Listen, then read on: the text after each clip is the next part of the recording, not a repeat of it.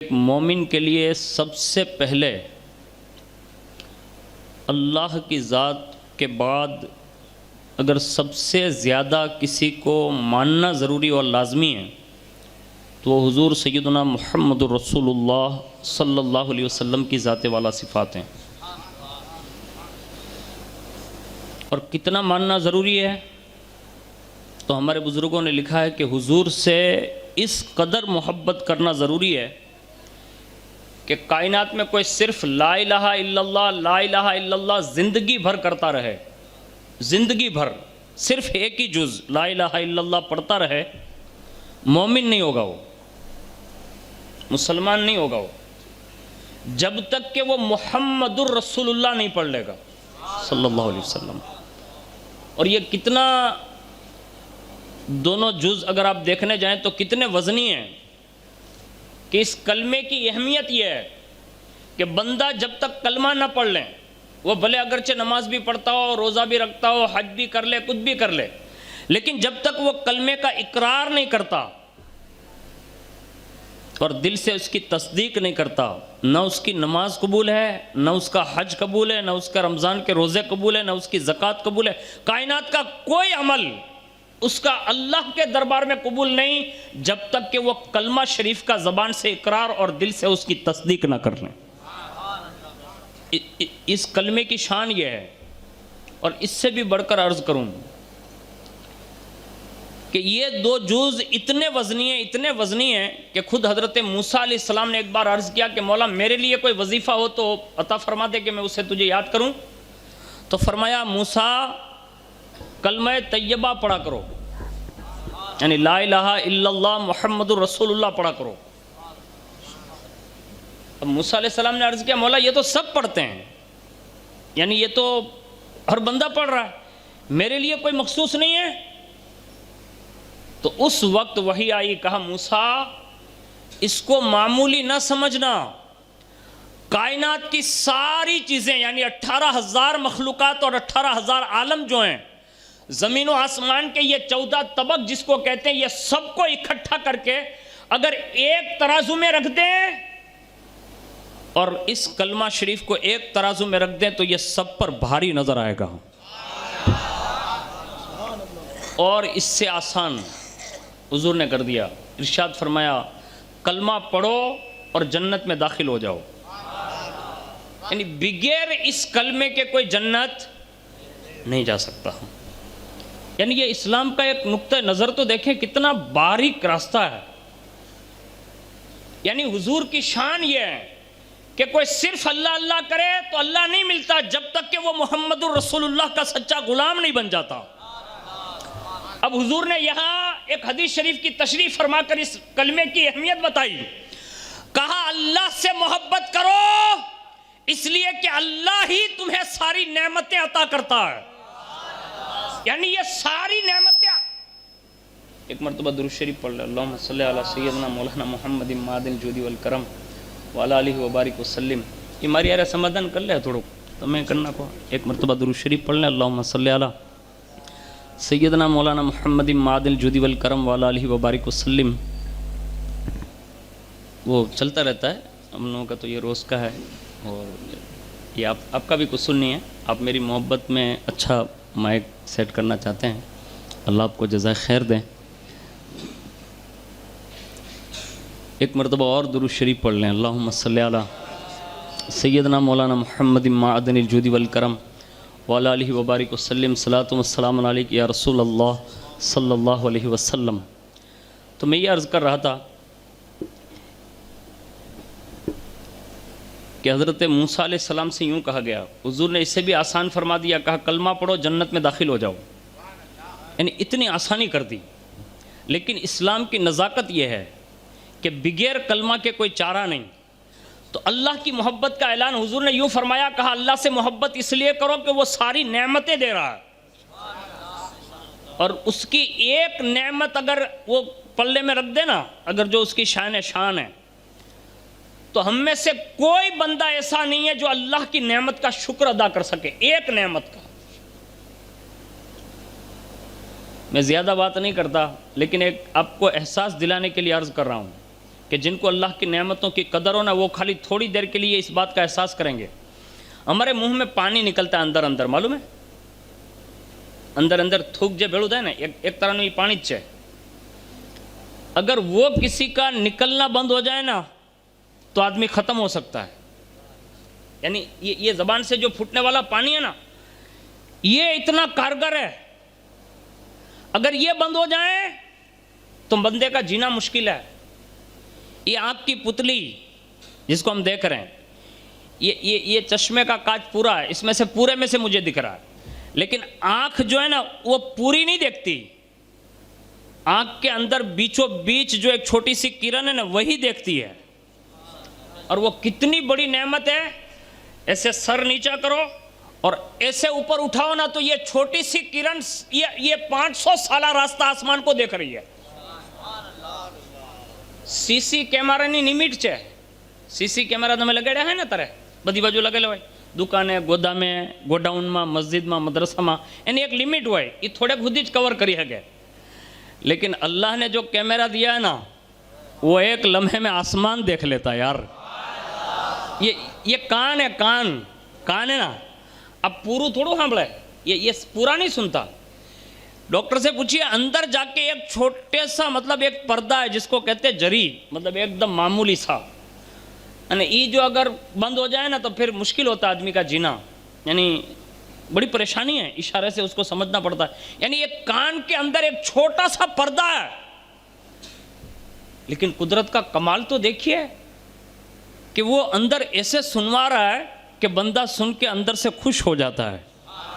اگر یہ چیز سننا بند کر دینا تو آدمی پریشان ہو جاتا ہے. یہ میں نے چند نعمتوں کے خالی وہ اشارے دیے ہیں, ورنہ اللہ خود فرماتا ہے کہ اگر میری نعمتوں کو شمار بھی کرنا چاہو گے نا تو کبھی گن نہیں پاؤ گے, اس کی نعمتیں اتنی ہیں. تو حضور فرماتے اللہ سے محبت کرو وہ تمہیں نعمتیں دیتا ہے, اور فرمایا مجھ سے محبت کرو, یہ کہا حضور نے, مجھ سے محبت کرو کیونکہ یہ سب کچھ جو اللہ دے رہا ہے نا وہ صرف محمد عربی کی وجہ سے دے رہا ہے بس.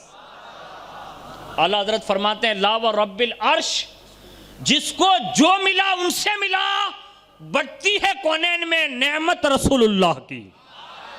یعنی اب کائنات میں جس کو جو کچھ بھی مل گیا اور اب بھی جو مل رہا ہے اور قیامت تک اور قیامت کے دین بھی جس کو جو کچھ بھی مل رہا ہے وہ کسی اور کی وجہ سے نہیں ہے, وہ آمینہ کے لال عبداللہ کے جگر پارے سید المرسلین محمد الرسول اللہ کے صدقے میں ملنے والا ہے. بغیر حضور کی محبت کے کوئی جنت جا ہی نہیں سکتا, یہ بات کنفرم ہے. یہ حضور نے اپنی محبت کا اظہار فرمایا, کہا مجھ سے محبت کرو. اور تیسرا اسٹیپ سنیے حضور کا, ارشاد فرمایا میری آل سے محبت کرو. اور اس کی وجہ کیا بیان کی؟ اللہ کی بات کی تو نعمتیں یاد دلوائی, اپنی بات کی تو صدقہ یعنی خیرات یاد دلائی کہ میری وجہ سے مل رہا ہے. اور جب اپنے بیٹوں کی بات آئی نا تو فرمایا ان سے صرف میری وجہ سے محبت کرو. کسی بھی شہزادے سے اگر آپ محبت کر رہے ہیں تو دل میں یہ ٹھکانہ بنا لیں کہ صرف اہل بیت کے بچوں سے اس لیے محبت کرتے ہیں کہ یہ رسول اللہ کے بیٹے ہیں. ہاں یہ رسول اللہ کے جوز ہیں. اب سمجھ رہے ہیں, جوز یعنی ٹکڑا ہونا. اعلیٰ حضرت کا شعر ہے نا کہ تیری نسل پاک میں ہے بچہ بچہ نور کا. یہ بچہ بچہ جو ہے نا یہ قیامت تک کے سارے بیٹے ہیں, اور جتنے بھی بیٹے قیامت تک ہوں گے وہ سب کے سب اس بچے میں شمار ہیں. اس لیے حضور کے اہل بیت سے محبت کریں کہ وہ ڈائریکٹ رسول اللہ سے کانٹیکٹ رکھتے ہیں, اور ان کی شان بڑی نرالی ہے شہزادوں کی. ہم صدیوں کے بعد ان شہزادوں کو دیکھتے ہیں تو یہ حالات ہیں ہماری محبتوں کے. الحمدللہ اللہ کا شکر ادا کرنا چاہیے کہ اللہ نے ہمارے سینے میں حضور کے بچوں کی محبت پیدا فرما دی. ہاں ورنہ یاد رکھیں یہ نعمتیں اللہ سب کو نہیں دیتا, جن کو خاص چن لیتا ہے نا یہ انہی کا حصہ ہے. اب میں یہ کہتا ہوں کہ 1443 میں شہزادوں کے ساتھ ہماری محبتوں کا یہ حال ہے. خود امام عشق و محبت اعلیٰ حضرت رضی اللہ تعالیٰ عنہ کے یہاں 2 شہزادے شاگرد تھے, وہ ساتھ میں ہی رہتے تھے. اٹھنا بیٹھنا چلنا پھرنا وہ سارے اعلیٰ حضرت کے ساتھ میں, مطلب کام کاج جو کچھ بھی ہوتا تو وہ شہزادے لپٹ لیتے. تو ایک مرتبہ کسی خادم نے اعلیٰ حضرت کے خادم نے شہزادے کو ایک نام سے پکار لیا. ایک نام سمجھتے ہیں نا, تو چھڑائی تھی پکار وہ. اب وہاں جو سید صاحب جو کام کر رہے تھے ان کا نام تھا سید ایوب میاں. تو خادم نے صرف اتنا کہا, اے ایوب, اتنا کہا. بس یہ بات اعلیٰ حضرت نے سن لی اور اس خادم کو بلایا اور کہا ان کو ایک نام سے پکارتے ہو؟ کیا تم نے مجھے بھی کبھی دیکھا کہ میں نے ان کو ایک نام سے پکارا ہو؟ یعنی 14ویں صدی کا مجدد جب سید کا یہ احترام کرتا ہے, یعنی مجددوں میں جو مجدد اعظم کہے جاتے ہیں ان کی محبت کا یہ حال ہے کہ وہ ایک نام سے سننا برداشت نہیں کرتے. مجھے بتاؤ جو صحابہ کا امام صدیق اکبر رہا ہوگا, ان کی محبتوں کا عالم کیا رہا ہوگا؟ یعنی جس دور میں امام حسن اور امام حسین پاک موجود ہیں, وہ باقاعدہ شہزادے جو رسول اللہ کے کندھوں پر کھیلا کرتے تھے, ایک دن لوگوں نے صدیق اکبر کے کندھوں پر بھی دیکھا. لوگوں نے پوچھا, کہا امیر المؤمنین آپ یہ کیا کر رہے ہیں؟ کہا ابو بکر کوئی نیا کام نہیں کر رہا ہے حسن سے محبت کر کے, بلکہ یہ وہی کر رہا ہے جو رسول اللہ کو محبت کرتے دیکھا ہے. یعنی سیدنا صدیق اکبر نے اپنے ظاہری دور میں اہل بیت اطہار سے یہ محبت کر کے دکھائی. فاروق اعظم, کون فاروق اعظم؟ اللہ اکبر, جن کی شان یہ ہے کہ حضور فرماتے کہ میرے بعد اگر کوئی نبی ہوتا نا تو وہ عمر بن خطاب ہوتا, حالانکہ میرے بعد کوئی نبی نہیں ہو سکتا. یعنی یہ فضیلت بیان کی. قیامت کے دن حق جس سے کلام کرے گا, سلام کرے گا سب سے پہلے, وہ عمر بن خطاب ہیں. لیکن ایک موقع پر غنیمت تقسیم کر رہے ہیں, ان کا سگا بیٹا آیا, کن کا؟ فاروق اعظم کا, اور کہا حضور میرا حصہ مجھے دے دیجئے. کہیے 500 درہم دیے, نکال دیے. اتنے میں مولا علی کے دونوں لال آئے, حضرت امامین حسنین کریمین آئے, اور جیسے آئے نا تو ویلکم کیا, مرحبا مرحبا استقبال کیا, اور کہا کہ امیر المؤمنین ہم لوگ کا بھی حصہ ہمارے حوالے کر دیا جائے. اب حضرت فاروق اعظم نے کیا کیا معلوم ہے؟ 1000 درہم نکالے. بیٹے کو کتنا دیا؟ 500. لیکن رسول اللہ کے بیٹے کے لیے 1000 نکالا اور شہزادوں کی خدمت کی, اور کہا حضور قبول فرما لیں. ان کا حق تھا اور ان کا حصہ تھا, دے دیا. اور جیسے لے کر وہ باہر نکلیں تو باہر فاروق اعظم کے بیٹے کھڑے تھے, اور جیسے روک کر کہا کتنے ملے حسنین؟ اب وہ زمانہ تو کہا کہ 1000. تو اچھا. وہ سیدھے اندر آئے اور آ کر کہتے ہیں ابو حسنین کریمین جب بچپنے میں کھیلا کرتے تھے نا, میں اس وقت جنگ کیا کرتا تھا, یعنی وقت کا مجاہد ہوں, میں وقت کا مفسر قرآن ہوں, یہ ہوں وہ ہوں. ساری باتیں فاروق اعظم کا بیٹا فاروق اعظم کے سامنے یہ عرضیاں رکھنے لگے. فاروق اعظم نے کہا بات کیا ہے؟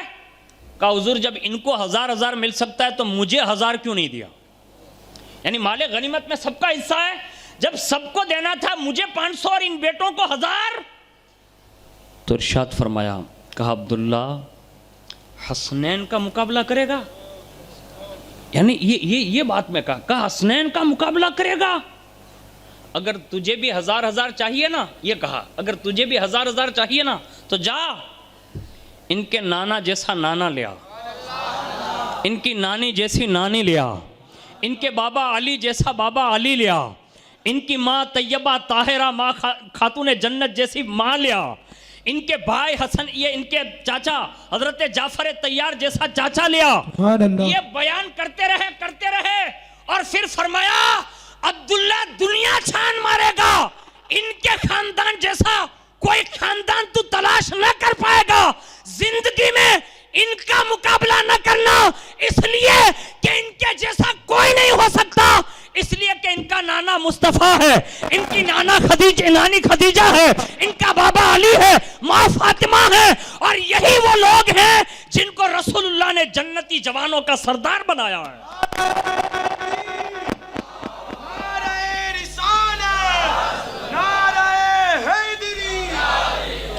یہ صحابہ نے اپنے بچوں کو یہ باتیں بتائی کہ شہزادوں سے اس شان سے محبت کریں. آج ہم بہت دور جا چکے ہیں, حقیقت بتاؤں میں, ہم اور آپ بہت دور نکل چکے ہیں, ورنہ ہمارے بزرگوں نے ہمارے اسلاف نے اہل بیت اطہار سے بڑی محبت فرمائی ہے. اور یہی ایک اصول ہے جو اللہ اور اس کے رسول نے ہمیں اور آپ کو دیا ہے. اگر ہم اس محبت میں پورے اترے تو انشاءاللہ اللہ سے حسن ظن ہے، اس کی ذات والا صفات سے امید قوی رکھتے ہیں کہ اللہ تعالیٰ ضرور ان شہزادوں کی محبت کی وجہ سے جو درجات دے گا نا، کائنات اس کو اپنے ترازو میں ناپ اور تول نہیں سکتی. یہ صرف رسول اللہ کے بیٹوں کی محبت میں دی جائے گی وہ نعمتیں. اب اس سے بڑھ کر نعمت اور کیا کہوں. حضور نے فرمایا میری اہل بیت کی محبت میں مرنے والا بھی شہید کی موت مرتا ہے. ہمارے یہاں یہ اصول ہے کہ ہر بندہ یہ دعا ضرور کرتا ہے، لیکن اس دور میں شہید ہونا بڑا مشکل ہے. شہید ہونا بڑا مشکل ہے. حضور نے آسان کر دیا، کہا میرے اپنے سینوں میں میری اہل بیت کی محبت بسا لو، جس حال میں بھی مرو گے نا شہادت کی موت مرو گے. مومن مرنا یہ بھی بڑی نعمت ہے، سب کے بس کی بات نہیں. ہمارے بزرگوں نے ایمان پر خاتمے کی بڑی بڑی دعائیں مانگی ہے، اور وہ ڈرتے رہے ایک زمانے تک کہ بس یہی دعا کرتے ہیں کہ اللہ ایمان پر خاتمہ فرما، ایمان پر خاتمہ فرما. حضور نے اور آسان کر کے دے دیا، فرمایا میرے اہل بیت کی محبت میں جیو، اللہ تمہیں مومن کی موت نصیب کرے گا. اب دنیا میں 73 فرقے پنپ رہے ہیں. کتنے؟ 73. ایک جنتی ہے، 72 کو اللہ دوزخ میں ڈال دے گا، ایک جنت جائے گا.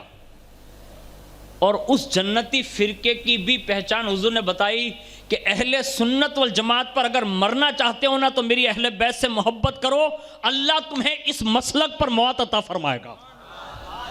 اعلیٰ حضرت فرماتے ہیں اہل سنت کا ہے بیڑا پار، اصحاب حضور نجم ہے اور ناو ہے عطرت رسول اللہ کی. یہ واحد ایک فرقہ ایسا ہے جو ببانگے دہل ڈنکے کی چوٹ پر یہ کہہ سکتا ہے کہ انشاءاللہ ہمارا بیڑا پار ہے، کیونکہ ایک ہاتھ میں اہل بیت ہے اور ایک ہاتھ میں صحابہ ہیں. اس شان سے چلیں گے تو انشاءاللہ العزیز یہ منزل مقصود تک پہنچا دیں گے.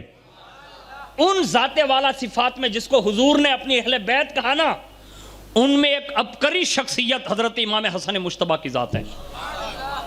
اور امام حسن مجتبیٰ کی شان میں ہمارے بزرگوں نے کہا ہے کہ حضور نے جو خلافت راشدہ کا نام لیا تھا نا، اس خلافت راشدہ کے 5ویں خلیفہ اگر کوئی ہے تو وہ حضرت امام حسن مجتبیٰ ہے. اور اس پر سے خلافت کا سلسلہ بند ہو جائے گا اور پھر بادشاہت اور ملکیت شروع ہو جائے گی. یہ حضور نے ارشاد فرمایا تھا. یہ حضرت امام حسن مجتبیٰ کی شہادت پر یہ معاملہ مکمل ہو گیا. دوسری بات، اللہ نے آپ کو 12 ائمہ اہل بیت میں سے دوسرے نمبر پر امام ولایت بنایا. اور کائنات میں یہ جو 12 امام کو فضائل حاصل ہے نا، یہ پھر کسی اور امام کو حاصل نہیں. یعنی اتنے مقرب بارگاہ الہی ہوتے ہیں وہ، اور ان کے پاس وہ علوم ہے جو کسی کے پاس نہیں ہوتے. ان میں دوسرے نمبر پر حضرت امام حسن مجتبیٰ کی ذات ہیں. اور حضور صلی اللہ علیہ وسلم نے حضرت حسنین کریمین کو دونوں کو اس شان سے نوازا تھا. میں ایک حدیث پاک پڑھ دیتا ہوں اور آپ کی توجہ کا طالب ہوں کہ حضور نے اپنے شہزادوں کو کتنا نوازا ہوگا. آپ اندازہ لگا سکتے ہیں کہ ایک مرتبہ حضرت سیدہ ماں خاتون جنت رضی اللہ تبارک و تعالی عنہا اپنے دونوں شہزادوں کو یعنی حضرت امام حسن پاک کو اور حضرت امام حسین پاک کو بارگاہ نبی صلی اللہ علیہ وسلم میں لے کر حاضر ہوئیں اور عرض کیا کہ یا رسول اللہ ان دونوں شہزادوں کو کچھ عطا فرما دیں. اب یہاں یہ جو کہا نا کہ کچھ عطا فرما دیں، اور کن سے کہا کہ جن کی شان یہ ہے کہ واہ کیا جود و کرم ہے شہ بطحا تیرا، نہیں سنتا ہی نہیں مانگنے والا تیرا. اپنا آئے تو بھی دیتے ہیں، پرایا آئے تو بھی دیتے ہیں، دشمن آئے تو بھی دیتے ہیں. آج ان کے دروازے پر کوئی اور نہیں، ان کی سگی لخت جگر، ان کے قلب کا ٹکڑا سیدہ کائنات موجود ہیں، اور وہ سامنے سے عرض کر رہی ہیں کہ یا رسول اللہ میرے شہزادوں کو کچھ عطا فرما دیں. اب حضور کتنا دیتے ہوں گے جب ان کا بیٹا اتنا دے سکتا ہے.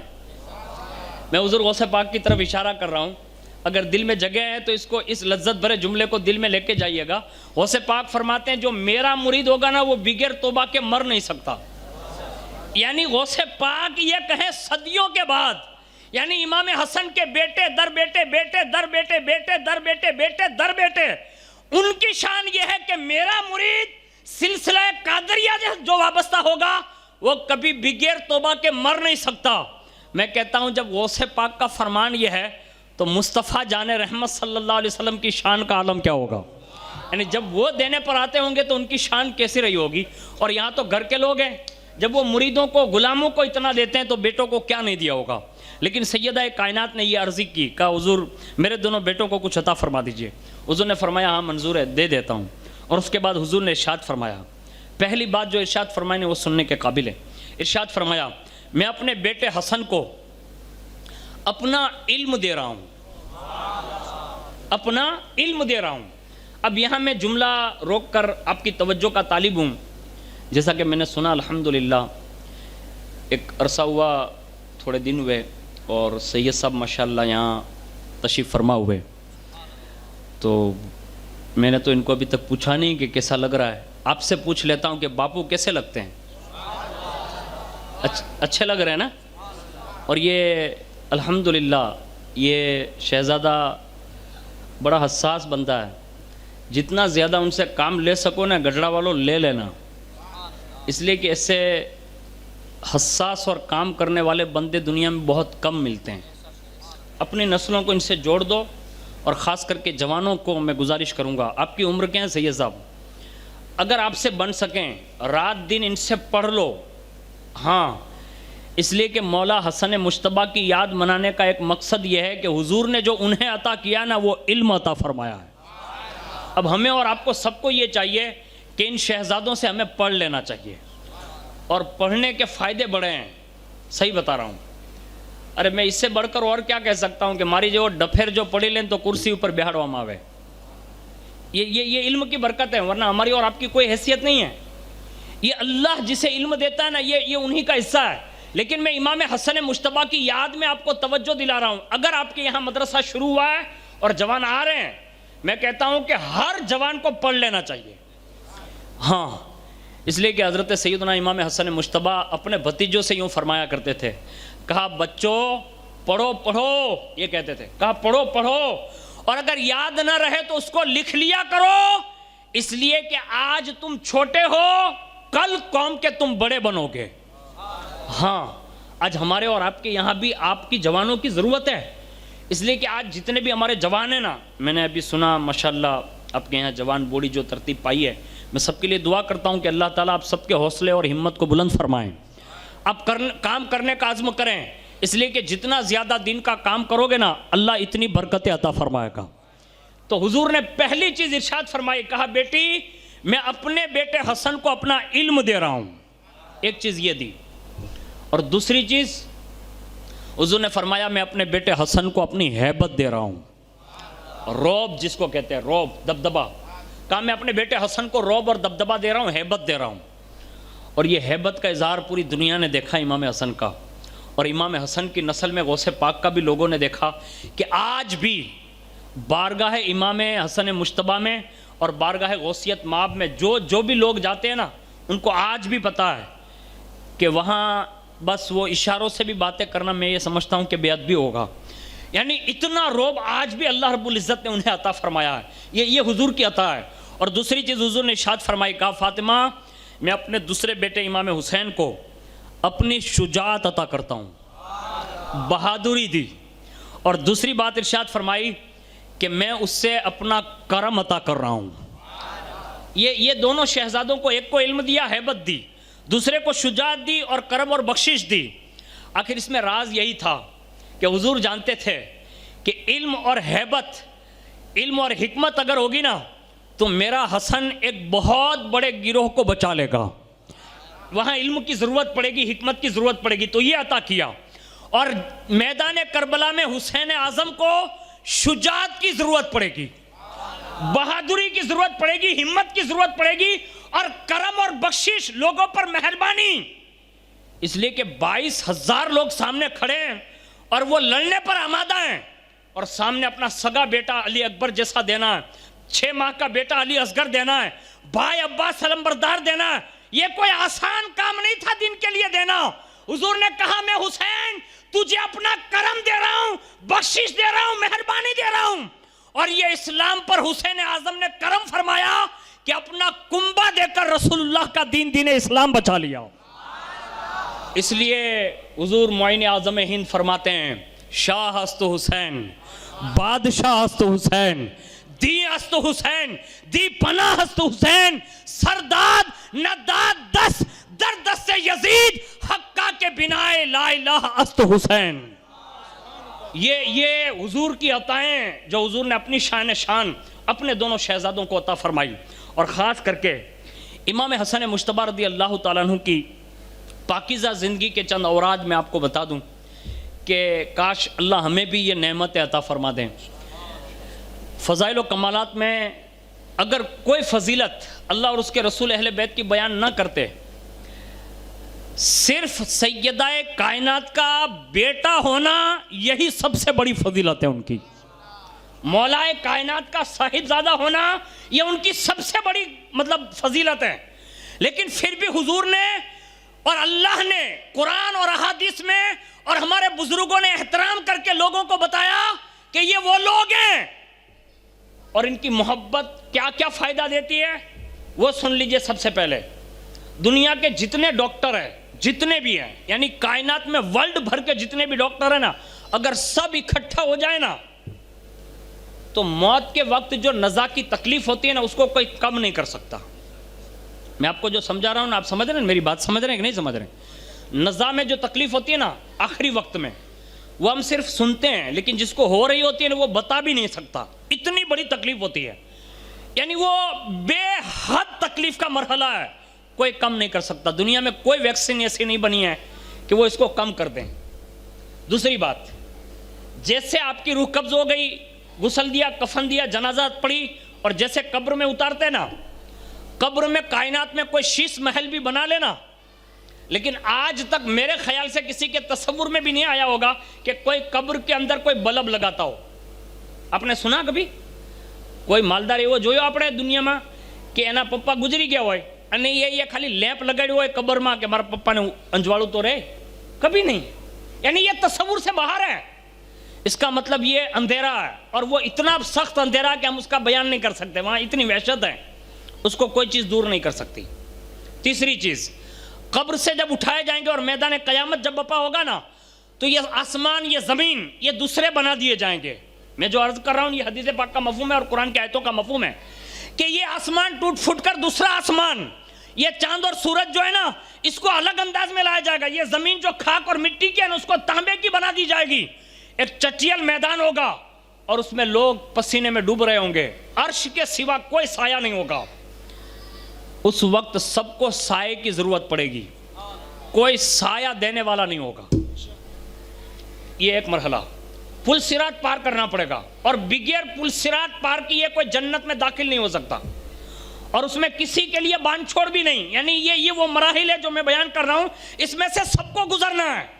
یعنی انبیاء سے لے کر عام امتیوں تک، قیامت تک جتنے بھی انسان آئیں گے، چاہے وہ مومن ہو کافر ہو، سب کو پل صراط پار کر کے ہی جانا ہے. اس کے سوا کسی کے لیے کوئی چارہ نہیں ہے. پل صراط پہ آنا ہی پڑے گا. اور دوسرے نمبر پر میزان عمل، وہاں سب کا حساب کتاب ہوگا، نیکیاں اور بدیاں تولی جائے گی. اور ایک مرحلہ ہے وہاں پیاس لگے گی. اور پیاس کیسی لگے گی نا، اب میں آپ کو کیا سمجھاؤں یار. یہ زبان ہے نا، یہ آپ میری زبان کھینچ بھی لو نا تو بھی مان یا تھوڑی تک آپ پہنچا سکتے ہیں، اگر کھینچ تان کے بھی یہاں پہنچا سکتے ہیں، لیکن وہاں قیامت میں کھینچی نہیں جائے گی. پیاس اتنی لگے گی نا کہ آدمی کی یہ زبان یا ڈوٹی یعنی ناف تک لٹک جائے گی. اب آپ سوچ سکتے ہیں یہ ہونٹ ہے نا، یہ نیچے آ جائے گا، لٹک جائے گا. اور یہ آنکھیں جو ہے نا، یہ گرمی کی شدت اور پیاس کی وجہ سے، جرم اور گناہوں کی وجہ سے یہ آنکھیں بہنے لگے گی. یعنی آنکھیں باقاعدہ سے بہے گی. اس طرح کی کیفیت لوگوں کی ہوگی، اتنی شدت سے پیاس ہوگی، کوئی پرسان حال نہیں ہوگا.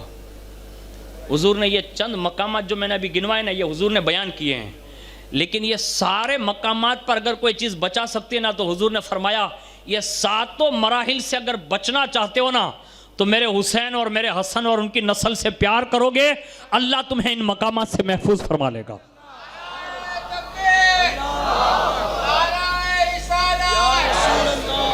یہ حضور نے ضمانت دی ہے. کائنات میں ان جگہوں سے کوئی نہیں بچا سکتا. یہاں سے کوئی بچا سکتا ہے تو اللہ کے پیارے حبیب نے فرمایا وہ میری اہل بیت کی محبت بچا سکتی ہے.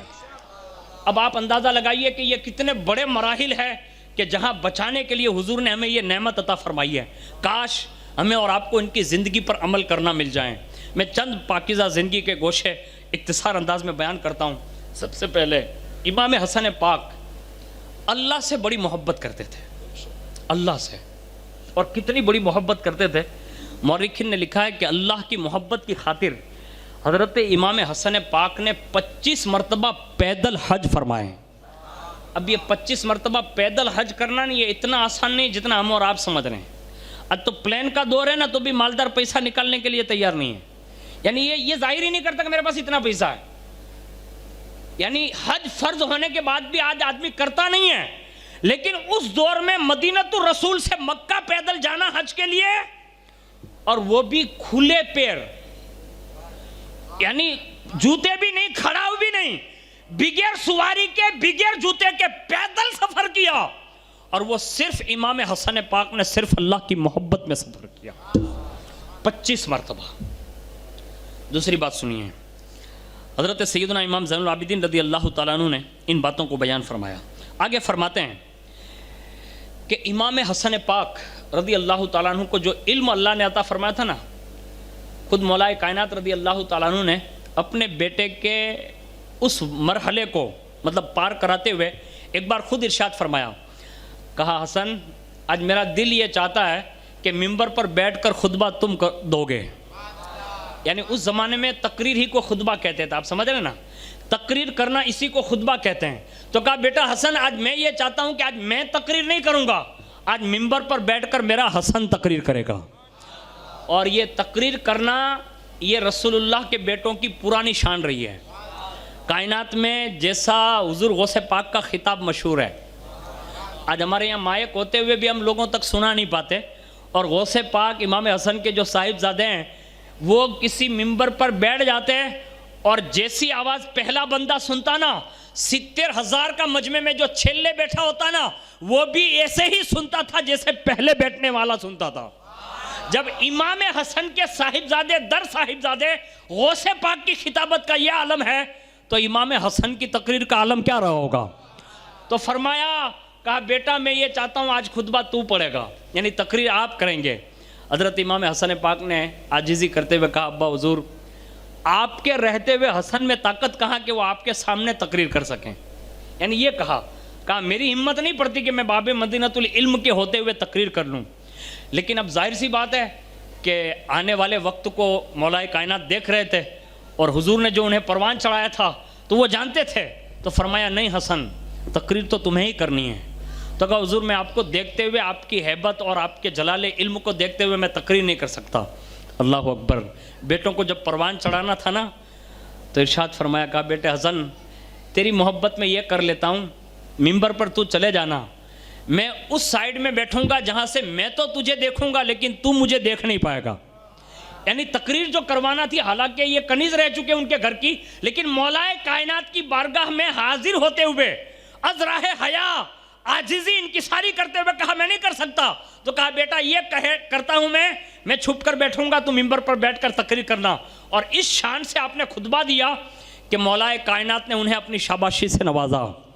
یعنی مولا امام حسن مجتبیٰ کا علم بھی اس شان کا رہا، لیکن ساتھ ساتھ میں آپ نے اس علم پر عمل بھی اتنا کیا، ہاں اتنا عمل کیا کہ آج جتنے بھی عمل کی خیرات ہمارے اور آپ کے بیچ میں موجود ہے نا، یہ ساری کی ساری خیرات امام حسن پاک کی ہے۔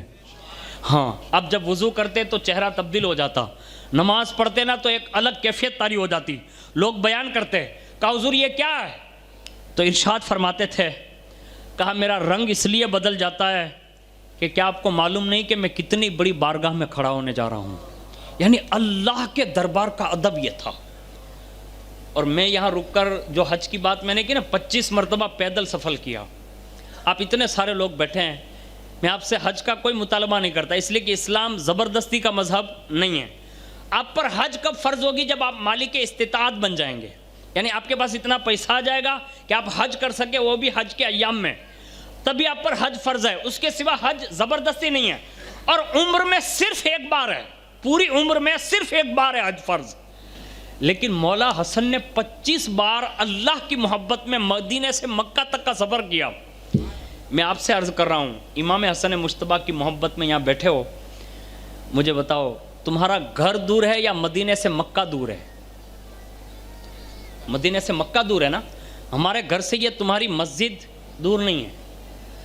دل پہ ہاتھ رکھ کر سوچنا، جشن امام حسن مجتبیٰ میں آنے والوں، آج سے عزم کرو نا یار، خالی کورے کورے مسلمان بن کے کیوں جی رہے ہو؟ خالی رکھے رکھے اپنی زندگی کیوں گزار رہے ہو؟ ایسے بھرے بن جاؤ نا، ایسے بھرے بن جاؤ نا کہ تمہارا جانا آنا دیکھ کر لوگوں کو اندازہ ہو جانا چاہیے کہ جیسی اللہ اکبر کی صدا بلند ہو، آپ کی دکان کا شٹر بند، آپ کا گھر کا دروازہ بند، لوگ نکل چلیں، ادھر ادھر بیٹھنے والے لوگ پوچھنے پر مجبور ہو جائیں کہ ہوا کیا ہے؟ تو کہا کچھ نہیں۔ جب امام حسن نے کعبہ شریف جا کر اللہ کی محبت میں 25 حج کیے تو کیا غلام مولا حسن بن کر ہم 5 وقت اپنی مسجد میں نماز نہیں پڑھ سکتے؟ یہ کہنے کا موقع ملنا چاہیے، ورنہ آج ہماری اور آپ کی کیفیت کیا ہے وہ آپ ہی بہتر جانتے ہیں۔ لیکن سید صاحب کی آمد کے بعد آپ نے مسجد کی ایک رونق بڑھا دی ہے۔ جو بھی آتے ہیں نا، میں ان کے لیے بھی دعا کرتا ہوں، اور جو ابھی تک نہیں آ چکے نا، ان کے لیے مولا حسن کی بارگاہ میں عرضی رکھتا ہوں کہ مولا حسن کے صدقے میں اللہ آپ سب کو نمازی بنا دیں۔ کوشش کرنا، اس لیے کہ نماز جو ہے نا وہ اہل بیت کی پسندیدہ چیز رہی ہے۔ اس لیے امام حسن مجتبیٰ کو اللہ نے علم بھی اتنا دیا، عمل کی دنیا میں اتنے مضبوط، اور قرآن سے کتنی وابستگی۔ آپ نے جو مدرسہ جوانوں نے شروع کیا، میں ان سے کہتا ہوں کہ اس پر استقامت کے ساتھ اس پر جاری رکھیں آپ، اور جو ابھی تک نہیں گئے ہیں یا مدرسہ نہیں پڑھ رہے ہیں وہ آج سے شروع کر دیں، اس لیے کہ قرآن اس کو حضور نے جن کے ساتھ کیا ہے نا، تو حضور نے فرمایا کہ میں قرآن اور اہل بیت دونوں تمہارے درمیان چھوڑ کر جا رہا ہوں، دونوں کو مضبوطی سے پکڑے رکھنا، تمہیں کبھی گمراہی چھو نہیں سکے گی، یعنی تمہارے قریب گمراہیت نہیں آ سکتی اگر تمہارے ہاتھ میں اہل بیت اور قرآن کا دامن رہا۔ اور مولا حسن نے کیسا قرآن پڑھا، اللہ اکبر۔ اب ان کا قرآن پڑھنا میں کیا بیان کر سکتا ہوں، جن کے بابا کے قرآن پڑھنے کی کیفیت یہ ہے کہ ایک رکعت میں قدم رکھ کے دوسرے رکعت پر پیر رکھتے تھے نا تو پورا قرآن ختم فرما لیتے۔ جن کی والدہ کے قرآن پڑھنے کی یہ کیفیت ہے کہ شہزادوں کو جھولا بھی جھلاتی تو لوری دیتے وقت بھی قرآن سنایا ہے۔ خود مولا حسن بیان کرتے ہیں کہ میری والدہ کو میں نے ہمیشہ اپنے گھر کی مسجد میں جو عبادت گاہ انہیں بنا رکھی تھی، ہمیشہ میں نے انہیں عبادت کرتے دیکھا، قرآن کی تلاوت کرتے دیکھا، اور جب بھی دعا مانگتے دیکھا نا تو مصطفیٰ جان رحمت کی امت کی بخشش کی دعا مانگتے دیکھا۔ یعنی ہر وقت ان کے ماں باپ کی یہ شان رہی۔ مجھے بتاؤ جب ان کے بیٹے قرآن پڑھتے ہوں گے تو کس شان سے پڑھتے ہوں گے؟ لیکن ان کا پڑھنے کا ایک انداز بتا رہا ہوں، بہت آسان ہے بھائیو، بہت آسان ہے۔ میں جو آپ کو بتا رہا ہوں نا، قرآن سیکھنا بڑا آسان ہے۔ آپ کہیں گے برکاتی وہ کیسے ہوگا؟ یہ دیکھیے، اس کو کیا کہتے ہیں؟ زور سے بولو نا بھائی، یہ کوئی غلط چیز نہیں ہے، اچھی چیز ہے۔ کیا کہتے ہیں اس کو؟ موبائل۔ اس پہ ایک آپشن آتا ہے یوٹیوب۔ اب قرآن عظیم کنز الایمان ماں تفسیر لکھی ہے، آپ گھر بیٹھے قرآن سن بھی سکتے ہیں، سن کے یاد بھی کر سکتے ہیں، اور وقت آنے پر پڑھ بھی سکتے ہیں۔ اس کا مطلب یہ ہوا کہ اب قرآن ڈھونڈنے کے لیے مسجد نہیں، مدرسے نہیں، اپنی جیب میں لے کر آپ قرآن گھوم رہے ہیں۔ یہ جو میں نے ثابت کیا نا بھائی، یہ قرآن یہاں ہے، اگر آپ اس میں سے نکالنا جانتے ہو تو میں کہتا ہوں 3 گھنٹہ میچ دیکھ سکتے ہو، کیا قرآن کی ایک سورت کی چند آیتیں نہیں پڑھ سکتے؟ چند آیتیں نہیں سیکھ سکتے؟ یہ آج کی سب سے بڑی ضرورت ہے، اس لیے کہ ہماری قوم میں سے جب سے قرآن جا چکا نا تب سے ہم ذلیل و رسوا ہو گئے، ورنہ جب تک یہ قوم کے پاس قرآن باقی رہا، اہل بیت کا دامن باقی رہا، محبتیں باقی رہی، یہی وہ قوم ہے جس نے پوری دنیا پر حکومتیں فرمائی ہے۔ ہاں، محبت بھی شان سے کریں۔ قرآن کی بات میں بتا رہا تھا، مدرسے میں جانا خود بھی سیکھو اور اپنے بچوں کو بھی بھیجو۔ خود مولا حسن کا قرآن پڑھنا میں آپ کو بتا رہا ہوں، خود حضرت امام حسن مجتبیٰ جب قرآن کی تلاوت فرماتے تھے نا تو جہاں جہاں بھی یا ایھا الذین آمنو آتا نا، یعنی قرآن میں بار بار یا ایھا الذین آمنو، یا ایھا الذین آمنو، یہ کئی آیتوں میں آیا شروعات میں، اور جہاں جہاں بھی یہ آتا تھا نا تو آپ فرماتے لبیک اللہم لبیک، اے اللہ میں حاضر ہوں، اے اللہ میں حاضر ہوں، یعنی یہ کہتے، اور ایک ایک آیت پر، یعنی جہاں جہاں بھی قرآن کی تلاوت کرتے ایک ایک آیت پر غور و فکر فرماتے اور تلاوت کرتے، اور جہاں کہیں جنت کا یا دوزخ کا ذکر آتے تڑپ جاتے, اور جب موت کا تذکرہ سنتے تو تڑپ جاتے, بہت زیادہ روتے.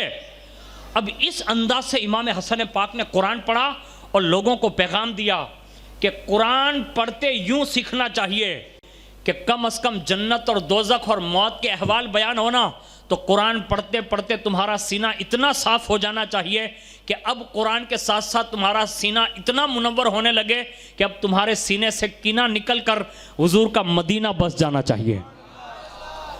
آج جب سے قرآن گیا نا, میں آپ کو نہیں کہہ رہا ہوں اور نہ آپ کے گڈھے کی بات کر رہا ہوں, مجھے گڈھا سے کوئی لینا دینا نہیں ہے, صحیح بتا رہا ہوں. ہوں گڈھلا نہیں واتت نت کرتا, ہوں گڈھلا نہیں واتت نت کرتا, ہوں تو ગઢડાના અહીંથી બોર્ડર જે છે ને પેટ્રોલ પંપ ત્યાંથી બહારની વાત કરું. આજ હગ્ગો ભાઈ હગ્ગા ભાઈનો દુશ્મન છે.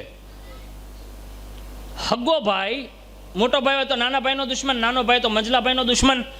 એકબીજાને તમે જોવો ને તો બાધામ બાધીન, લૂંટામ લૂંટીન, મારામ મારી સિવાય મુસલમાનોમાં અત્યારે કાંઈ રહી ગયું નથી. कोई किसी की मदद करने के लिए तैयार नहीं, कोई किसी से समझौता करने के लिए तैयार नहीं, कोई किसी से सुलह करने के लिए तैयार नहीं. मैं आपसे अर्ज करता हूँ थोड़ा गौर तो करें. इमाम हसन पाक की खबर जो हुजूर ने पेश की फरमाई थी ना पेशन गोई, कहा मेरा बेटा ये सैयद है और ये 2 मुसलमान गिरोह में सुलह फरमा देगा. यानी बेटे को सैयद कहा और सैयद के बाद ये वस्फ बयान किया, कहा आपस में मुसलमानों को मिला देगा, ये मेरा बेटा हसन है. आज इमाम हसन मुश्तबा की महफिल में बैठे हो, मैं आपको नहीं कहता लेकिन दावत आम दे रहा हूं सबको कि अगर आपस में एक दूसरे के साथ कीना या बुग़्ज़ है या किसी से अनबन है ना, मैं कहता हूं अब भी जलसे के बाद, अब भी मैं आपको इसलिए कह रहा हूं कि मौत का तो कोई भरोसा नहीं ना भाई. अब कोरोना में एक गाड़ी भरी मानसों भी आ गया, यानी लोग उठाने के लिए तैयार नहीं थे, इतने लोग चले गए, इसका कोई भरोसा नहीं. कब तक जुदा रहोगे? ये सीना जो है ना, ये हुजूर के मदीना बनाने के लिए अल्लाह ने दिया है. इसमें एक मोमिन भाई का कीना नहीं होना चाहिए बस, इसलिए कि ये हुजूर उसी सीने में आते हैं जिसके सीने में हुजूर की उम्मत की भलाई अंदर होती है, वरना ये सबके सीने में हुजूर नहीं आते. एक आसान तरीका मैं और समझा दूं, हुजूर कहाँ आते हैं, इसका एग्जाम्पल दे रहा हूँ. हुजूर जब हिजरत करके जा रहे थे ना, तो एक गार में हुजूर ने 3 दिन क़याम फरमाया, आपने सुना होगा. सिद्दीक़ अकबर ने कहा हुजूर बाहर आप ठहरे, मैं अंदर जाता हूँ. हुजूर को बाहर ठहराया, अंदर गए और सिद्दीक़ अकबर ने पूरा गार साफ किया, यानी जो सुराखें थी ना उसको बंद किया, और उसके बाद जब तमाम सुराख बंद कर दिए, एक सुराख खाली था तो उस पर अपने पैर की पैनी रख दी और फिर अंदर से आवाज़ दी कि हुजूर तशरीफ़ ले आए. सिद्दीक़ अकबर ने पहले गार को किया क्या साफ, फिर कहा हुजूर आ जाएं, हुजूर अंदर तशरीफ़ ले गए. बस ये सिद्दीक़ अकबर का तरीका ये बता रहा है कि हुजूर को लाना होना तो पहले अंदर सफाई होनी चाहिए. ये दिल जो है ना, उसमें से हसद निकाल दो. आप किसी से हसद करके किसी का कुछ नहीं बिगाड़ सकते. आप किसी से दुश्मनी करके किसी का बाल भी बीका नहीं कर सकते. दुश्मनी क्या, गुरूर क्या यार, हसद क्या, बुग़्ज़ क्या. हमें तो हुजूर ने एक कलमा पर जमा फरमा दिया है, हम मोमिन हैं, और मोमिन के लिए 3 दिन से ज़्यादा किसी से अनबर रखना ये दुरुस्त नहीं. और इसका नुकसान कितना बड़ा हो रहा है मालूम है आपको? आप ये सोच रहे होंगे कि भाई ये इस पे इतना ज़ोर क्यों है. सुनो, हज़रत अबू हुरैरा एक मरतबा दुआ मांगने लगे, यानी हाथ उठाने के लिए, लेकिन दुआ मांगने से पहले फरमाया कि इसमें से जो किसी से बातचीत ना करता हो ना, वो मेरे मजमे से निकल जाए, यानी जिसकी अनबन चलती हो वो मजमे से खड़ा होकर उठ के निकल जाए. अब लोग एक दूसरे का चेहरा देखने लगे, कहा ये अबू हुरैरा ने क्या ऐलान किया. अब उतने में एक बंदा जो था ना, वो जल्दी से खड़ा हुआ और निकला, और जैसे निकला ना तो सबकी नज़रें उस पर थी. कहा ये बंदा निकल गया, इसका मतलब इसके दिल में कुछ ना कुछ था. अब वो निकल गया जल्दी से, और सीधा वो कहाँ गया मालूम है? अपनी फूफी या खाला के घर. दरवाज़ा खटखटाया, पूछा कौन? कहा फलां इब्ने फलां. उन्होंने दरवाज़ा खोला, कहा कैसे आना हुआ? कहा मेरी और आपकी जो अनबन है ना. कहा हाँ. कहा सुलह करने के लिए आया हूँ, સમાધાન के लिए. और અત્યારનો તો દોરે એવો છે કે કોકનું સમાધાન કરવું હોય તો માણસો પૈસા લે. આજે વાત હું કહું ને એ ખોટી વાત નથી, મારા પોતાના તજરબા હું તમને કહું છું. અત્યારે 50,000 રૂપિયા દીધે સમાધાન નથી થતું. હું જાતા ખોટી વાત તો નથી કરતો ને, આ સાચી વાત છે ને. જો જાતાને તમે પૂછી લ્યો, આ હકીકત છે, આ બુઝુર્ગો બધા જાણે જ. પહેલાનો સમય કેવો હતો કે સમાધાન થતું માણસોને ખબર નથી પડતી. અને અત્યારે તો નાનું એવું સમાધાન કહું, 50,000 રૂપિયા મતલબ વાપરો, 2-3 બકરા કાપો અને એની પછી છાપામાં છપાવો કે હવે આ બધા ભેળા થયા. और हुजूर ने कितना अच्छा तरीका अता फरमाया. मस्जिद में आओ, सफ़ों में खड़े हो जाओ और हुजूर ने पहले ही फरमाया कंधे से कंधा मिलाओ. सफ़े दुरुस्त करने बाहर अंदर बोर्ड लगे होते हैं, कंधे से कंधा मिलाओ, सफ़े दुरुस्त करो, नमाज सही होगी. ये हमारे अल्फाज हैं. हकीकत में हदीस में ये है कि जब सफ़े दुरुस्त करने की हुजूर ने बात की, साहबा ने अर्ज किया कि या रसूल अल्लाह कंधे से कंधा मिलेगा तो मिलेगा क्या? कहा जब तेरा कंधे से कंधा अपने भाई से मिलेगा, अल्लाह तेरे सीने से कीना दूर करके उसकी मोहब्बत पैदा फरमा देगा. ये हुजूर ने मुफ्त में तरीका अता फरमाया. 50,000 खर्च करने की जरूरत न पड़ेगी. 5 वक्त का नमाजी बनकर कंधे से कंधा मिला, अल्लाह तेरे सीने में मोहब्बत पैदा फरमा देगा. और अबू हुरैरा ने ये जब ये कहा ना, तो वो अपनी फूफी के पास चला गया. कहा मैं समाधान करने आया हूं. कहा जा, मैंने तुझे माफ किया अल्लाह के लिए. कहा यहां भी माफ किया, वहां भी माफ किया. कहा मैंने भी माफ किया. समाधान हो गया, सीधा आ गए अंदर. लेकिन फूफी ने जाते हुए कहा अबू हुरैरा से पूछना तो सही कि दुआ मांगने से पहले ये ऐलान क्यों किया कि जो नहीं बोलता वो आप यहां से निकल जाएं? तो कहा ठीक है मैं पूछूंगा. वो बंदा आया सीधा मजमे में. अभी अबू हुरैरा मतलब ऐलान ही कर रहे थे. आके कहा हुजूर ये आप ऐलान क्यों कर रहे हैं? तो हजरत अबू हुरैरा कहते हैं, कहा जब मजलिस में कोई ऐसा बंदा मौजूद होता है जो एक दूसरे से बातचीत नहीं करते, तो अल्लाह उस मजमे की दुआ ही कबूल नहीं फरमाता. यानी हमारे सर से ऊपर वो दुआ जाती ही नहीं है. अब फैसला गिर गड्ढा वालों के लिए नहीं है, ये तो मैंने आम बयान किया है. अब यहाँ जो अगर ऐसे मामला हो या पेश आए तो हम सबको सबकत करनी चाहिए.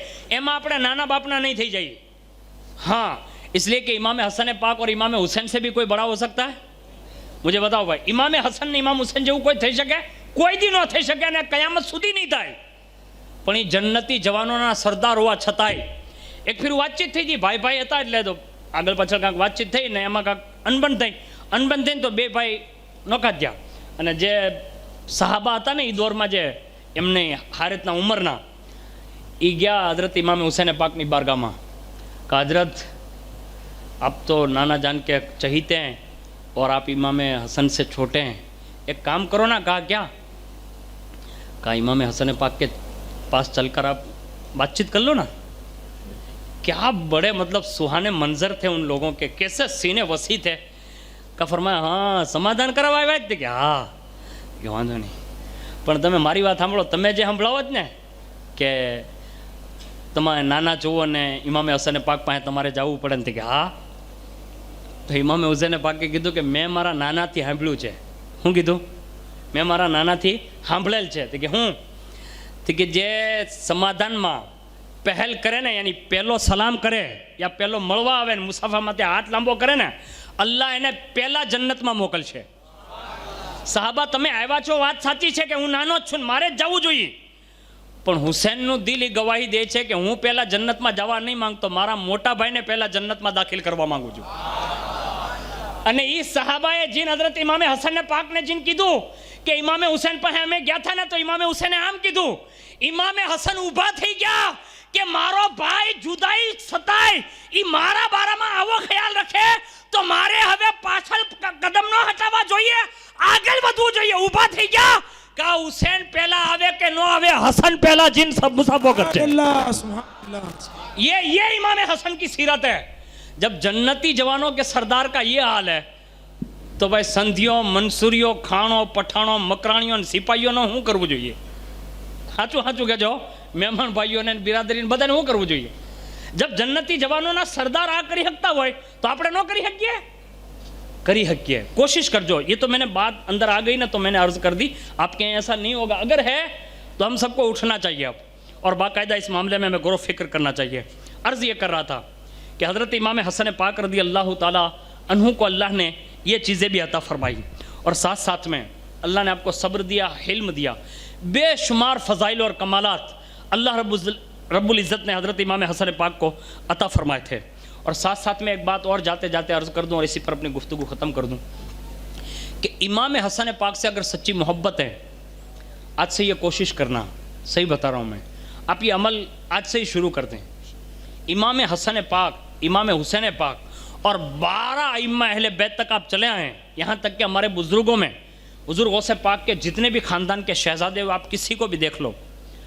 میں نے میری زندگی میں ابھی 37واں شروع ہے اور آپ نے بھی تجربہ کیا ہوگا, کہیں بھی تجربہ کیا ہوگا. આપણે ગમે સૈયદ સાદાતને અહીંયા ખાવા જઈએ ને, ગમે સૈયદ સાદાતને અહીંયા તમે એક વાત માર્કિંગ કરી હશે, એમનું દસ્તરખાન કોઈ દી મોળું ન હોય. તમે મારી વાત સમજ્યા કે નહીં સમજ્યા? નહીં સમજ્યા? તમે કોઈ પણ ગરીબથી ગરીબ સૈયદ હોય ને એને અહીંયા જાજો ને, દસ્તરખાન જોઈને માણસને એમ લાગે કે બાપુ ભલે ગરીબ હોય પણ બાદશાહ જેવું દસ્તરખાન છે ભાઈ. यानी उनका दस्तरखान कभी किसी जमाने में निबला नहीं हुआ. क्यों? इसलिए कि उनके बाप दादा ने हमेशा लोगों को खिलाया ही है. सही बता रहा हूँ मैं सही बता रहा हूँ. आपसे भी अर्ज है, आप अगर इमाम हसन पाक के जश्न में आए हो, एक मुसलमान को दूसरे मुसलमान के साथ हमदर्दी का ये सलूक करते हुए एक दूसरों को अच्छे से अच्छा, कभी ना कभी 8 दिन में, 15 दिन में, महीना दिन में, 6 महीने में, 3 महीने में, साल भर में, हाँ कभी ये शहजादों को या अपने माँ बाप को या अपने रिश्तेदारों को एक दूसरों की दावत कर दिया करो. क्योंकि ये अहले बैत में आम बात थी. और हुजूर की सीरत का सबसे पहला दावती काम जो शुरू किया ना हुजूर ने, सबसे पहले लोगों को मुसलमान बनाने के लिए जब पहला जो इल्हाम आया ना, यानी वही आई, तो पहले रिश्तेदारों को बुलाने की बात रब ने की ना कि अपने घर वालों को बुलाओ और इस्लाम का पैगाम सुनाओ. तो हुजूर ने सबसे पहले उन्हें खाना खिलाया. और ये हुजूर का खाना खिलाना इनकी नस्ल में आज भी जारी है. इससे बढ़कर और क्या कहूँ, 950 साल के करीब हो रहे हैं सुल्तानुल हिंद गरीब नवाज को. आज भी बड़े बड़े बादशाह, बड़े बड़े ताजदार, बड़े बड़े लोग आज भी भीख का कटोरा लेकर किसी दरबार में खड़े रहते हैं ना, तो उसे दरबार गरीब नवाज कहते हैं.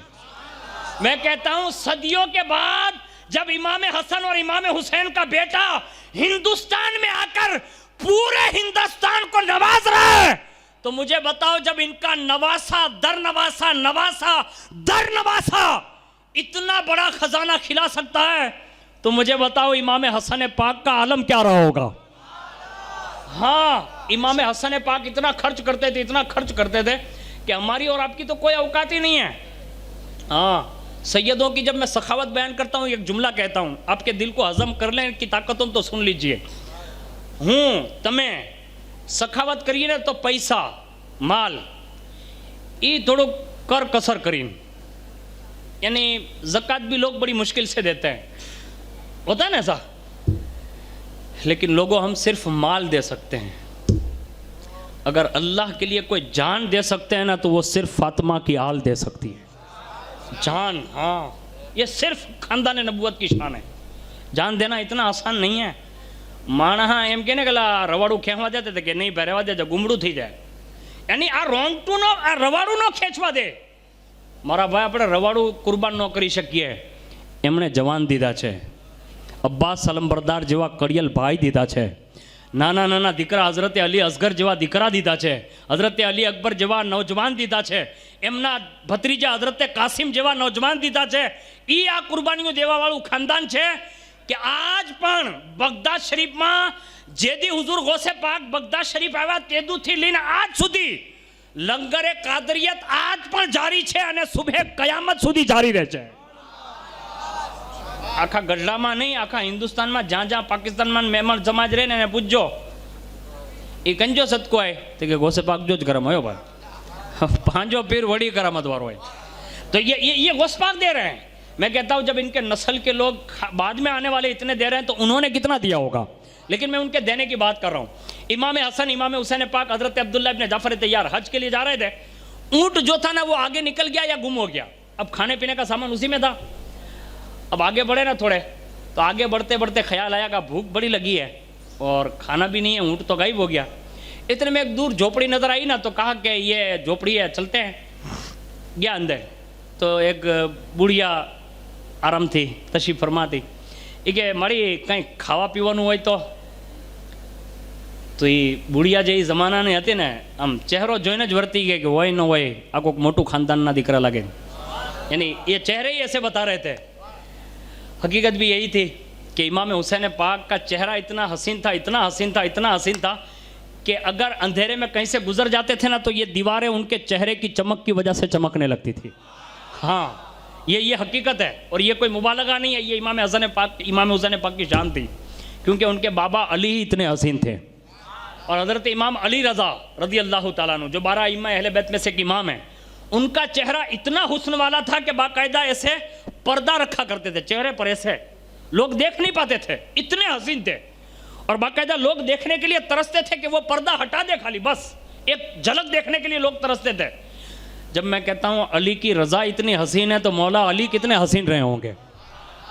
یہ تینوں چہرے دیکھے نا تو بڑھیا مائی سمجھ گئی کہ آو کہ بیہو بیہو ماری یہاں کہ بکری دودھڑی جاؤں آگے دودھ دھوئی. تو قائم کا بیچاری دودھ دھوئے کٹورا بھری અને امام حسن پاک نے امام حسین پاک نے દીધા કે હુઝુર પી લીધું. થોડી વાર થઈ ને તો ઇમામે હસને પાક કીધું કે મારી આ તો પીવાનું હતું, હવે કંઈક ખાવાનું. તો કે મારી ન્યાય કે બકરીનું એક ગીદડું છે કે એને તમે જબા કરી દો એટલે હું આગળ ખાવાનું પકાવી દઉં. એટલે એ બકરી કે કાંક જે હતી જબા કરી, ખાવાનું પાક્યું, ખવડાવ્યું, ખાઈ લીધું ને પછી બહાર નીકળ્યા. ઇમામે હસને પાકે કીધું કે મારી નામ મારું હસન છે, માં મારી ફાતિમા છે, બાપા મારા મોલા અલી છે, નાના મારા મુસ્તફા છે, નાની મારી હઝરતે ખદીજતુલ કુબરા છે. અમે છીએ ને મદીના શરીફ રહેવાવાળા છીએ. આ પહેચાન દીધી. અત્યારે જઈએ છીએ મક્કા, પાછા આવશું મદીના શરીફ, પણ તમને જેથી જરૂર પડે ને તેથી હસનને યાદ કરી લેજો. અલ્લાહુ અકબર. મારી તમારી ગોળે ઓલું આમ સાળ ખંખેરીને વયા ન થાય. હા મારી તમારી દેવા આમ જંગલમાં નીકળ્યા ને કોઈક ને અહીંયા ખાધું ને કે હવે જલ્દી નીકળો નકર આમાં કાંક આગળ દેવું ન પડે. यानी ये हमारी कैफियत है. लेकिन ये शहजादे लोग हैं, खाना खाया, शुक्रिया अदा किया और फिर ये कहा माई जब भी जरूरत पड़े ना मदीने आ जाना. मेरा पूरा एड्रेस यही है जो उन्होंने अपनी पहचान बता दी. एक ज़माना हुआ हज से वापस आ गए और जब हज करके वापस मदीना शरीफ आ गए, एक ज़माने में कहत पड़ा, वो बुढ़िया को ज़रूरत पड़ी, अपने बूढ़े शौहर के साथ वो मदीना शरीफ में आई. थोड़ा सा मुख्तसर सा काम मिल गया ना तो उजरत उसी में चल जाती थी, तो तलाश नहीं किया कि इमाम हसन कौन है. लेकिन वाह इमाम हसन तुम्हारी अजमतों पर कुर्बान. एक दिन अचानक इमाम हसन की नज़र पड़ गई. किन पर? ये माई पर, बुढ़िया पर. जो એને કીધું કે મારી તમે ઈ જ છો ને જેણે અમને બકરીનું દૂધ પીવરાયું હતું, જેણે અમારી દાવત કરી હતી કે હા ઈ જ છું. તો કે તમે કોણ? કે હું ઈ જ હસન. કે હા. કે મારી આ શું કરો જ? તો કે આ જો ને બધાને વાહિંદું કરું અને જે પૈસા મળે એમાં ગુજરાન કરી લઉં. તો કે નહીં મારી હાલો મારી હારે લીધા, ઘરે લઈ ગયા. ખાદિમને કીધું ઘરમાં જા 1000 સોનાના સિક્કા કાઢ. એના સિક્કા મેં કીધા જોરથી તો બોલો યાર, અત્યારે હું લેવા નથી થયો તમારી પાસે, એક કે પાસે નહીં. इमाम हसन पाक का जिक्र कर रहा हूँ, सुना रहा हूँ ना, ये इमाम हसन पाक है. सखावत उनके घर की कनीज है. कहा 1000 सोने के सिक्के निकाले दिए. और उस जमाने में बकरियां होना ये बहुत बड़ा माल होता था उस जमाने में. आ जमाने में अपनी પાસે થોડી ગાયું ભેંસો બકરાન હોય ને તો માલદાર કહેવાય માણા. હાવ કાંઈ ઉજળ ન કહેવાય, બહુ મોટો માલદાર કહેવાય જેની પાસે ગાયું ભેંસો તબેલા હોય. તો કીધું કે બકરીયું કાઢ. કે હુઝુર કેટલી કાઢું? કે 1000 બકરી 1000 સિક્કા ઈ દીધા અને કીધું કે મારા નાના ભાઈ ઇમામે હુસૈન પાસે લઈ જા, ઈ પણ એમને દેશે. બીજા ઘેરથી પણ 1000 સિક્કા અને 1000 બકરીયું. ઇમામે હુસૈને પાકે કીધું કે મારા બહેનવી હઝરતે અબ્દુલ્લા જાફર તૈયાર પાસે લઈ જાઓ, એમણે પણ અહીંયા દાવત ખાધી હતી, ઈ પણ દેશે. હઝરતે અબ્દુલ્લા ઇબ્ને જાફરે તૈયાર 2000 સિક્કા, 2000 બકરી, यानी टोटल 4000 सिक्का ने 4000 बकरी ई बूढ़ी અને બુઢિયાને દીધા. અને જે ઇલાકા ઈ ગામડા પાસે ઈ બુઢી અને બુઢિયા રહેતા હતા ને, હવે ઈ આખા ઇલાકામાં હંધાઈથી કોઈ માલદાર દેખાતું હતું ને તો આ બુઢિયા દેખાતી હતી ને આ બુઢા શખ્સ દેખાતો હતો. એક ફેરો અતા કરી દે ને તો દુનિયાના આખિરતના માલદાર બનાવી દે. ઈ इमाम हसन पाक. आपसे भी गुजारिश है कि जब भी अल्लाह उसके रसूल दे तो आप ज़रूर सखावत करना भी सीखें. अल्लाह के लिए देना, गरीबों को देना, मिस्किनों को देना, जो भी आप ज़रूरतमंद है उनको देना लेना कुछ सीखे, अपने रिश्तेदारों को देना लेना सीखे. इसलिए कि हुज़ूर ने फरमाया किसी को तोहफा दोगे ना तो अल्लाह मोहब्बत पैदा कर देगा. अब आना માટે હું એટલું તો કહી શકું ને જાતા જાતા એક આ છેલ્લો જુમલો કે કોઈ ન બોલતું હોય ને તો એને આપણે જુમ્માનથી હતાડીને જ કોકના દરિયા અત્તરનો તોહફો મોકલી દેવાય કે ભાઈ ફલાણા ભાઈને અત્તર દઈ દેજે. એની પૂછે ને કોણે દીધું કે તોહફો છે એક ભાઈનો, લઈ લો નહીં. અલ્લાહ કરે એ લગાડે, એ ખુશ્બુ આવે, એની હારે તમારા દિલની મોહબ્બત પણ એને અલ્લાહ પેદા કરી દે. આવું કરાય. એકબીજાને જો આવા તોહફા દીધે રાખશું ને, ખુદ હઝરત ઇમામે હસનને હઝરત અમીરે માવિયા 1 લાખ રૂપિયા દિરહમ તોહફામાં મોકલતા હતા. અને જ્યારે મોકલતા તો એક શામીએ પૂછી લીધું હઝરત ઇમામે હસનને, એ કે लाख रुपया अमीर माविया रदी अल्लाह ताला की बारगाह से आपके लिए आते हैं, तो आप करते क्या है? कहा मदीने आके देख ले, हम लोग करते हैं क्या है एम कीधु कि हम लोग क्या करते तो आके देख ले. तो वो बंदा चला और जैसे आया ना, वो लाख रुपया हजरत इमाम हसन लाए थे, सीधे मस्जिद गए और मदीना शरीफ में मिंबर रसूल पर बैठकर ऐलान किया, कहा जितने भी मदीने में गुरबा उन सबको बुलाओ, हसन सखावत करेगा.